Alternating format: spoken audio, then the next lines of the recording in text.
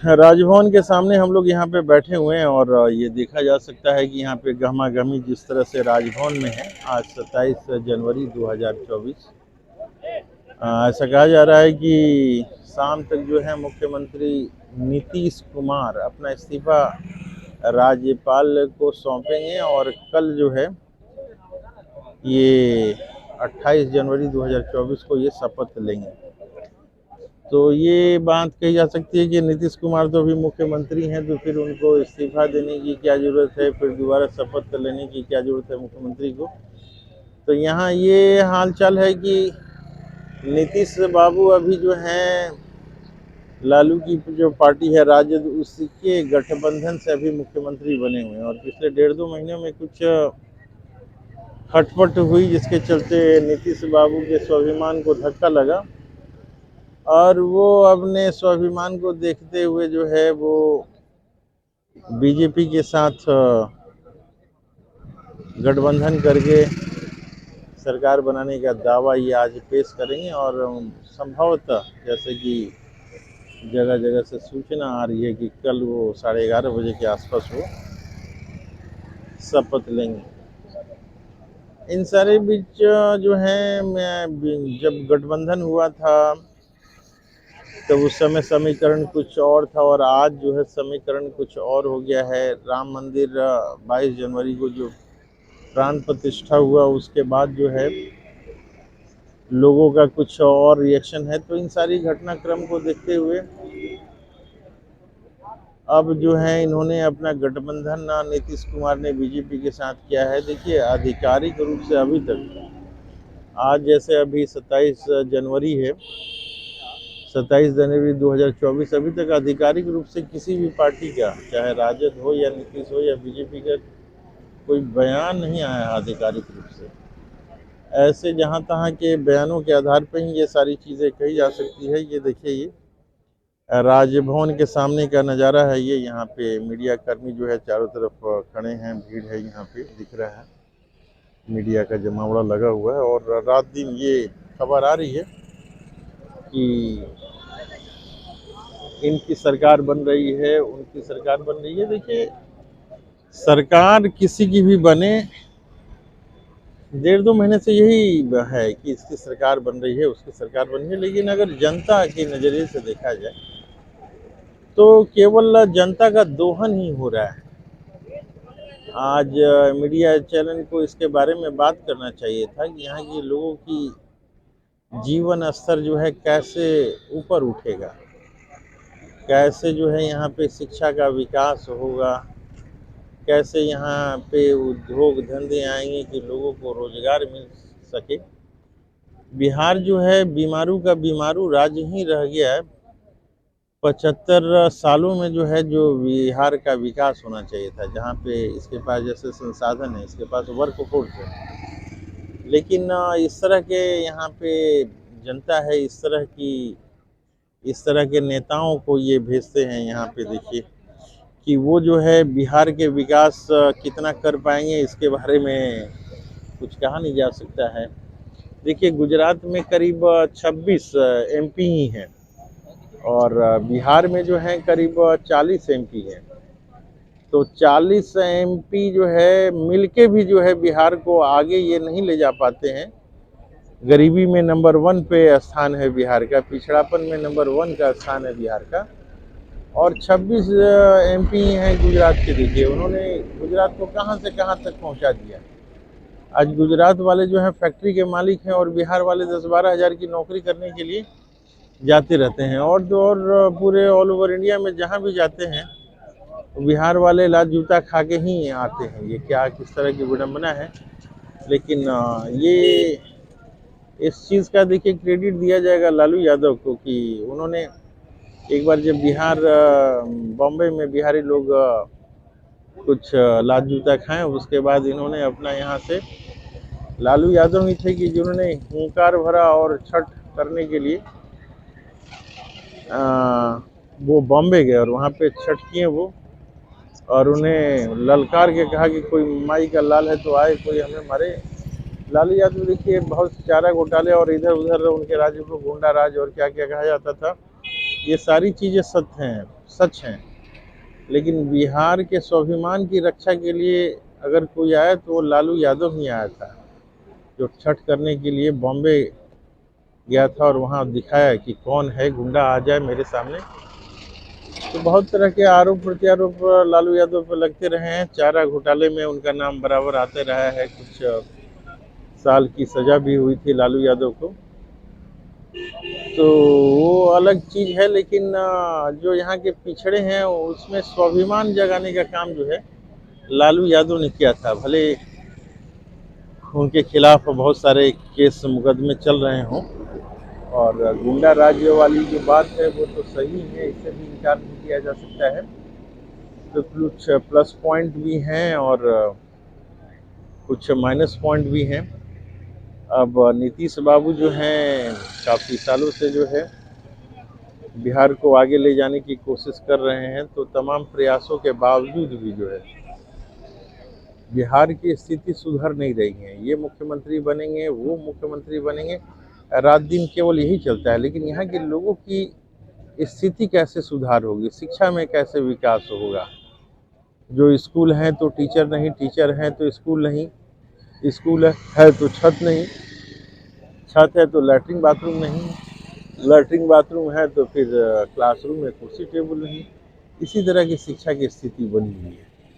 लाखों शिक्षकों का तो नियोजन हुआ है, लेकिन उनको कहीं बैठने की जगह नहीं है।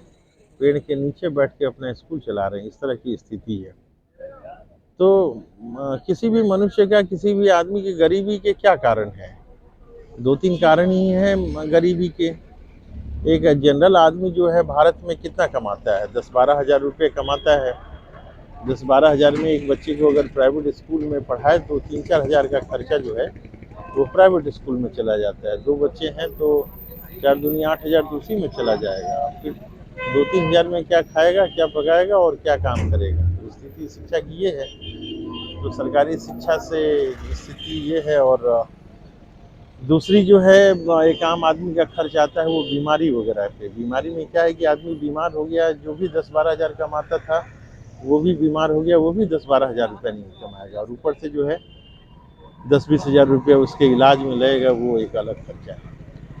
तो गरीबी का जो मुख्यतः 2 कारण समझ में आता है। एक तो शिक्षा व्यवस्था की कमी, और दूसरा जो है अस्पतालों की कमी। अस्पताल उसके बच्चे के चिकित्सा में काम कर देगा, एक व्यक्ति है उसके माँ बाप की चिकित्सा में काम कर देगा। तो ना एजुकेशन दिखता है बिहार में, ना ही हाँ, ना ही जो है कुछ चिकित्सा का व्यवस्था, ना शिक्षा ना चिकित्सा। ये चलिए दोनों नहीं है तो कम से कम रोजगार भी रहता। रोजगार भी कितने का भाई, ज़्यादा का नहीं, 10-12 हज़ार का। तो 10-12 हज़ार वाला भी रोजगार नहीं है। यहाँ पे जाके गुजरात में जाके नौकरी करनी पड़ती है 10-12 हज़ार की, और वो भी जाने के लिए क्या ट्रेनों की स्थिति है तो आप जान सकते हैं। कितने महीने पहले लीजिएगा तो आपको ट्रेन मिलेगी, नहीं मिलेगी। तो इस तरह की ये स्थिति जो है यहाँ बनी हुई है।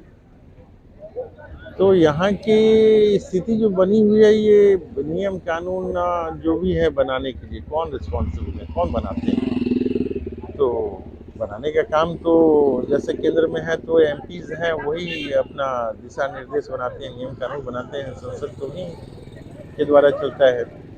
अब यहाँ के देखिए कितने कौशल, कितने तेज हैं यहाँ के एमपी। 40 एमपी होने के बावजूद भी दिशा दशा जो है वो सुधारने में नाकाम रहते हैं। गुजरात के 26 ही हैं एमपी जो कि गुजरात को कहाँ से कहाँ पहुँचा दिए हैं। तो ये तो वहाँ की जनता के ऊपर निर्भर करती है कि वहाँ गुजरात की जनता किस तरह के लोगों को चुन रही है, और बिहार की जनता जो है किस तरह के लोगों को चुन रही है। तो इसमें नेताओं का कुछ दोष नहीं किया जा सकता है, क्योंकि जनता जिस मेंटेलिटी का है, जिस तरह की वो चुनाव करेगी, उसी तरह के उसको जो है परिणाम मिलेंगे। तो जनता जनार्दन है, जैसा काम करेगी वैसा उनको नेता मिलेंगे। ये नेता भी बेचारे 100-100 करोड़ रुपया खर्च करके एक एमपी का सीट जीत रहे हैं। तो पहले तो अपना 100 करोड़ रुपया निकालने की कोशिश करेंगे ना, उसके बाद ना फिर अब जनता के ऊपर ध्यान जाएगा। तो इस तरह की चीज़ें चलती रहती हैं।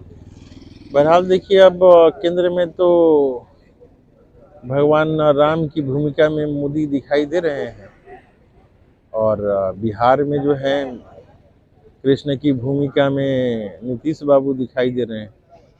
तो राम और कृष्ण की जोड़ी ये आगे कितने दिनों तक चलेगी, क्या आगे गुल खिलाएगा, ये तो समय ही बताएगा। केंद्र में जो है मोदी और नीतीश की भूमिका राम लक्ष्मण वाली नजर आती है। तो राम लक्ष्मण वाली भूमिका तो नजर आती है, लेकिन अब वनवास के समय वनवास कौन जाएगा, अब राम जाएंगे, जाना होगा तो कि लक्ष्मण जाएंगे, ये बहुत बड़ा प्रश्न चिन्ह है। झोला उठा के डायरेक्ट चले जाएंगे भगवान राम, या लक्ष्मण को पहले गद्दी पे बैठाएंगे, उसके बाद जो है झोला उठाएंगे। तो इस तरह की बहुत सारी चीजें हैं, तो वो तो समय के साथ ही पता चलते जाता है कि क्या होगा। लेकिन जो भी है, राम की लहर जो है जबरदस्त चल रही है। और राम की लहर का तब पता चला 22 जब प्राण प्रतिष्ठा अयोध्या में हुआ, तो उस समय ये देखा जा रहा है 80% आबादी जो है इंडिया में हिंदुओं की ही है। और इस नज़र जो है, इस बाबत जो है नीतीश को कुछ फ़ायदा हो सकता है। राम की लहर में ये भी हाथ धो लें, इनको कुछ सीटें मिल जाएंगी। हालांकि बीजेपी के तो कुछ नेता जो कर रहे थे कि नीतीश को आने से कोई खास फायदा नहीं है, लेकिन ये नीतीश बाबू ने भी जो है जातीय समीकरण पे बहुत सारा काम किया है इन्होंने।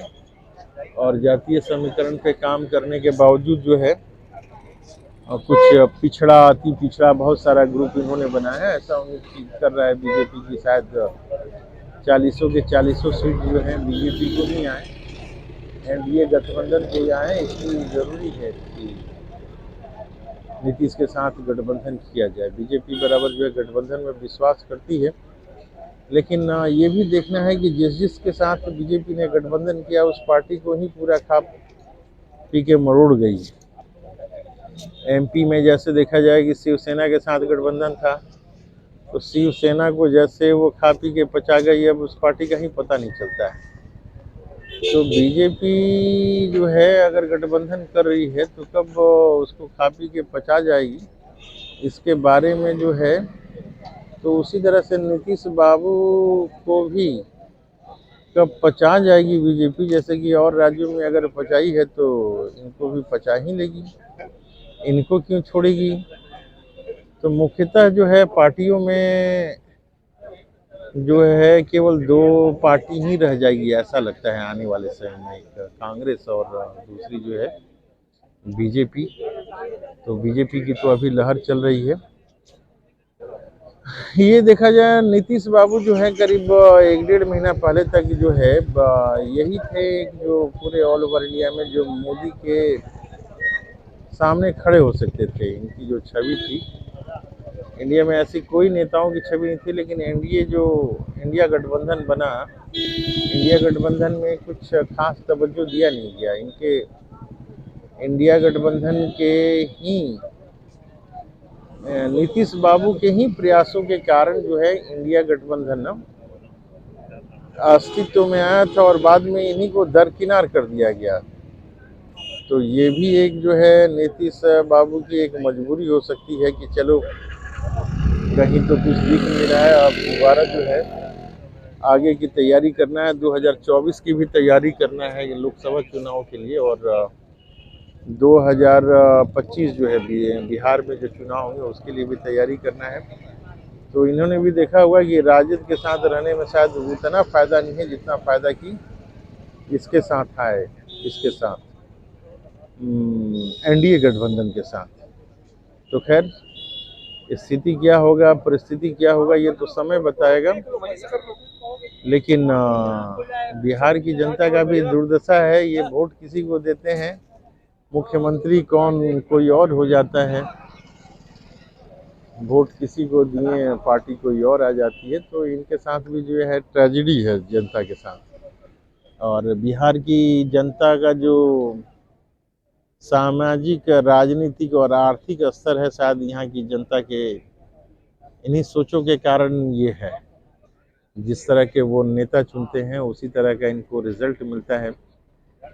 सारे मीडिया चैनल में केवल यही रात दिन बात हो रही है, ये मुख्यमंत्री बनेंगे तो उनका समर्थन मिलेगा। यहाँ की जनता का हाल किस तरह से सुधरेगा, जनता का जीवन स्तर जो है किस तरह से सुधरेगा, इसके ऊपर कोई विचार नहीं हो रहा है, कोई बयान नहीं आ रहा है कि अगले 5 सालों में बिहार के लोग यहाँ रहेंगे, स्वास्थ्य में ये सुविधा होगी, एजुकेशन में ये सुविधा होगी, रोजगार में यहाँ के लोगों को ये सुविधा होगी। इस तरह की कोई बात नहीं आ रही है, न जनता के द्वारा आ रहा है, न मीडिया के द्वारा आ रहा है। तो ले दे के यही सिलसिला चलता है, जैसा स्थिति होगा आगे हम बताते रहेंगे।